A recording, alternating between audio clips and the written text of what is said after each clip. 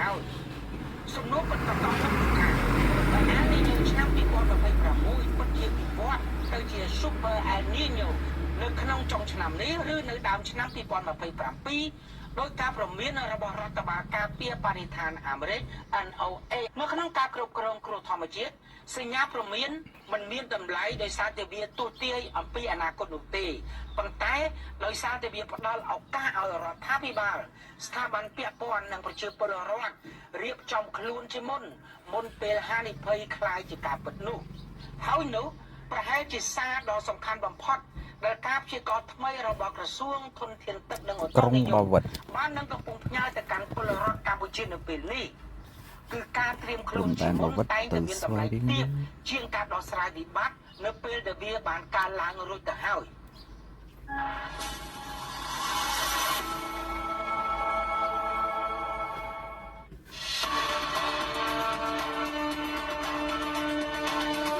ប្រជែងគឺ OpenAI នេះបើយោងទៅតាមការចុះផ្សាយរបស់ទីភ្នាក់ងារសារព័ត៌មាន Reuters នៅថ្ងៃទី18ខែមិថុនាក្នុងការចែករំលែកថាខ្ញុំនឹងចូលរួមជាមួយ OpenAI ហើយទន្ទឹងរង់ចាំធ្វើការជាមួយក្រុមការងារដ៏វិសេសវិសាលនៅទីនោះវាគឺជាការសម្រេចចិត្តដ៏លំបាកមួយក្នុងការដើរចេញខ្ញុំមានមោទនភាពយ៉ាងខ្លាំងចំពោះក្រុមការងារដ៏អស្ចារ្យនៅ Google និងអ្វីៗគ្រប់យ៉ាងដែលយើងបានកសាងរួមគ្នាការដើរចេញរបស់លោក Nom Sastia ត្រូវបានអ្នកវិភាគឧស្សាហកម្មបច្ចេកវិទ្យាចាត់ទុកថាជាការវាយប្រហារដ៏ធ្ងន់ធ្ងរបំផុតមកលើមហិច្ឆតា AI របស់ Google មូលហេតុគឺដោយសារតែកាលពីខែសីហាឆ្នាំ